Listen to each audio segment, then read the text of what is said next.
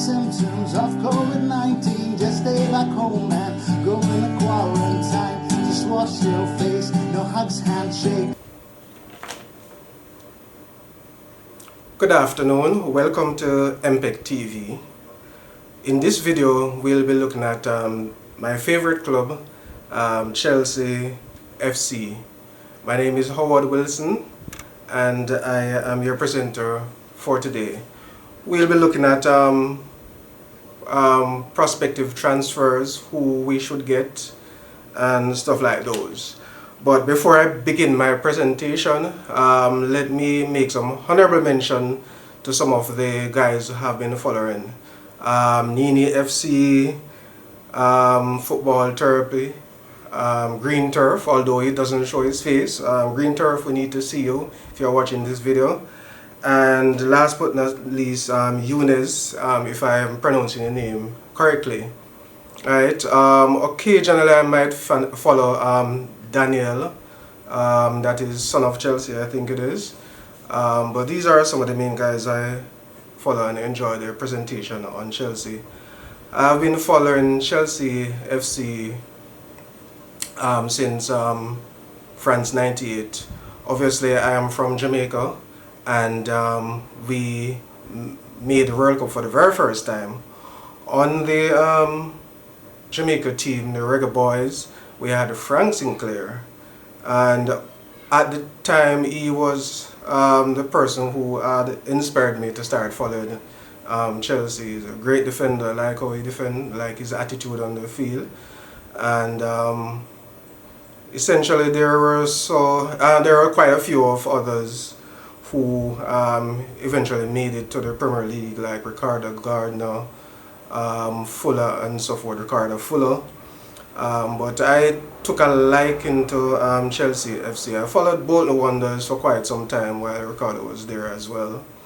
And what made me stuck Chelsea, however, is later on in the early 2000s, then we had the Drogbas, Frank Sinclair, no sorry, not Frank Sinclair, the Frank Lampard. As a matter of fact, my name is Frank as well. I am Howard Frank Wilson. Frank Lampard, also Petr Cech, and there was one more. Oh, the left back, Ashley Cole, I believe his name is. Right. So these were some of the players who had inspired me to continue supporting Chelsea, like the quality of play, you know, and everything, like the system, from ever since I've been, you know, following Chelsea FC. Now, I was so glad and relieved when Frank Lampard rather, came back to be the manager of the club.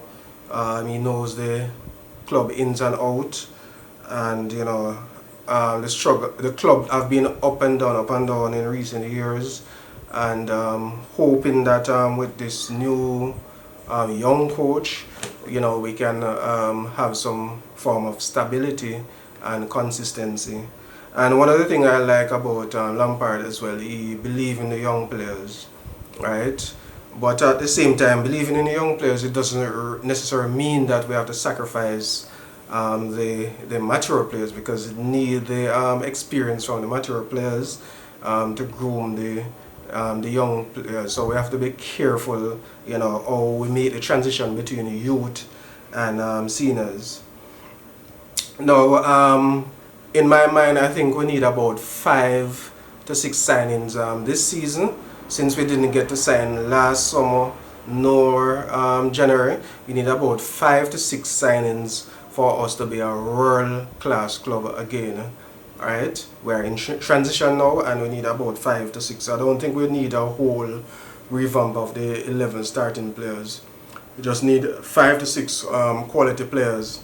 And if you look back in time when Chelsea was on top, especially when we won the Champions League, we had some world-class players. And for you to be a world-class team, #1 in the world, you need to have a few world-class players in your team.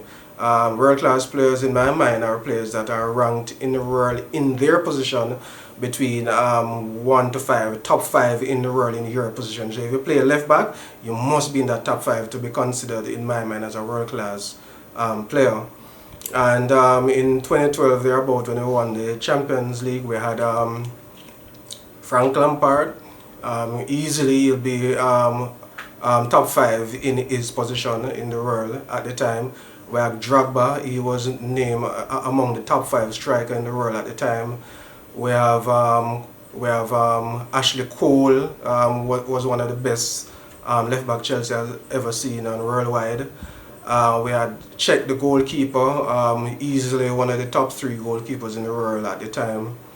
And who else we had? Well, that's about it. Oh, not to mention the captain, right? He was one of the top defenders, one of the top centre back in the world. So we had at least 5 to 6 world class players in that team. So that simply means that if we are going to go back on top, winning the Champions League and be top club in the world, then we need to have some world class players in the team. Now, there are some players in this team that I think they are currently underrated, and we need to have a little bit more respect for these players. You know, players do drop off a form, they make mistakes and stuff like that, but that doesn't say we have to throw them under the bus or rule them out. So we'll get into that. Alright, so I have picked a few players who we think we should sign, and if Chelsea and Frank watching this video, we should sign these players. And you can give me your comment in the comment section what you think about my pick. I release them as time goes by throughout this presentation. Okay. By the way, there are a lot of Caribbean people, a lot of guys in Jamaica who support Chelsea FC as well.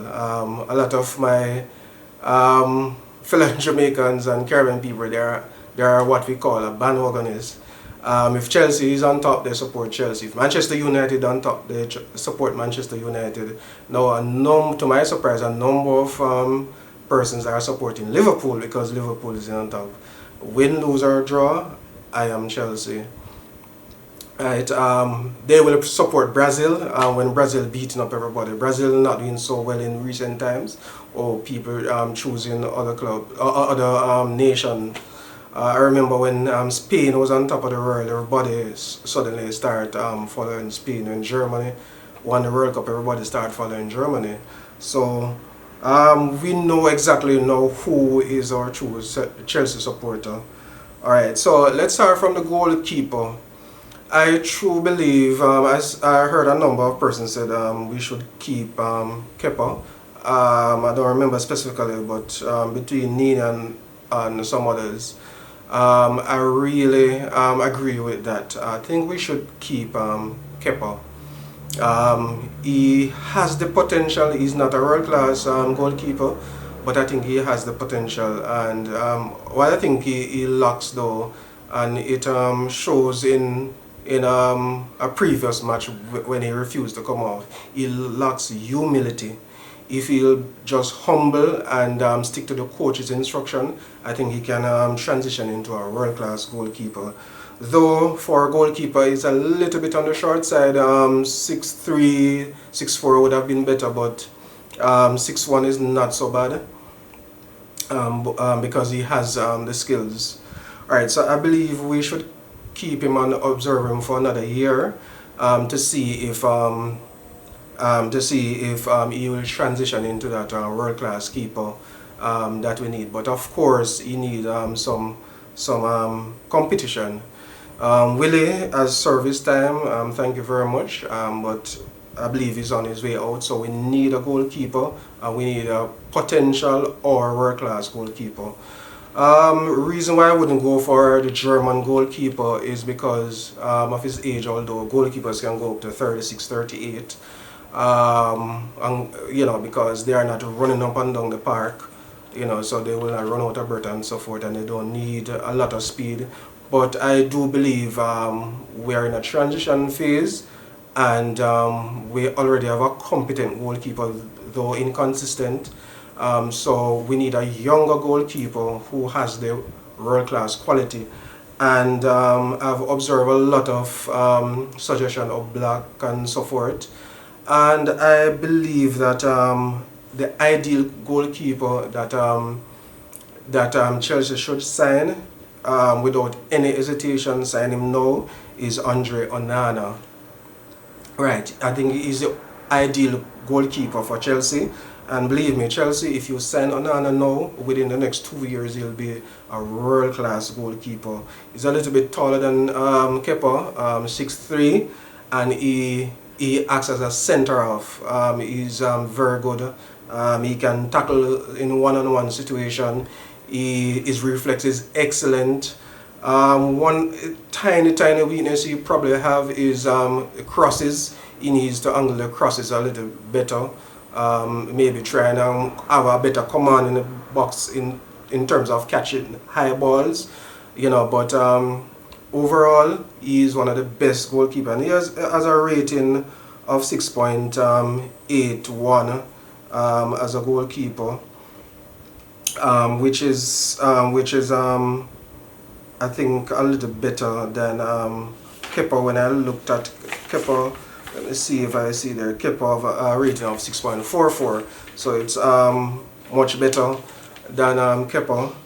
And I think it's not a problem having two quality goalkeepers. They can alternate. Frank can choose which match will suit which goalkeeper style better. That's not a problem to have two quality goalkeepers in the side. So Onana is the ideal goalkeeper. If Chelsea sign him, I heard it's somewhere about 35 million. If Chelsea sign him, you will not lose. You can mark a word for that. There's a keeper though that has been overlooked. I'm really surprised. No team, I can't remember a team in the English Premier League has ever considered this keeper, but this keeper has world-class potential as well, believe it or not, and it's on Andre Blake. I realize that persons don't pay much attention to players who play in the MLS, but as a person and as a goalkeeper, Andre Blake is really excellent. He has a high rating to a 7.43. Any player in any position have a rating of 7 and over is really excellent. And you might say he's played in a lower level league. Yes, that might be true, but he's also the #1 goalkeeper for the Reggae Boys Jamaica national team. One little downside of it is 6'2", which is still a little bit taller than Kepa, but he is somewhat like Onana. Very flexible, very agile, works as a centre-half. As a matter of fact, when he started playing in his junior days in high school, he started as a forward, as a striker. So he's very good at the ball at his feet. He can make accurate passes. He catches the ball well, good with crosses. He doesn't have a lot of weaknesses. He's an excellent goalkeeper. The downside with Andre Blake though is already 29. Although we say goalkeeper can go quite a bit, but because Onana is only about 24, I believe it is, 24, then Onana would be a much excellent choice over Andre Blake. But in the future, if we see the need for a backup goalkeeper, I think some clubs should be looking at Andre Blake. He's an excellent backup goalkeeper, very good. You can watch some tapes and tell me what you think in the comment section. Alright, so once we have Onana, then our goalkeeping is okay. Then we move on to the defense. Now, Reece James has cemented his position at the right back. He is going to be a world-class player. He's going to be the best right back in the entire world, mark my word. Not only that, he tackles well. I don't see many weaknesses with him, right? Reece James doesn't have many weaknesses, and he's an excellent cross of the ball. He has some world-class crosses. He reminds me of Ashley Cole, right, on the left. he crossed the ball excellently. And I think with a right finisher up front, we can score a lot of goals with him at the right back. Don't know what's going to happen with Aspie, the captain, but Reece James has cemented his position on that side. Right, maybe strategically we can put Aspie, sometimes explore in centre back, I don't know, or even on the left. But Reece James should be playing, especially in critical matches. So we have two players cemented for that position in case one get injured, because Aspie is also an excellent choice. All right. So we don't really need anybody at the right back. Centre back, I heard a lot of my guys that I follow says we need a centre back.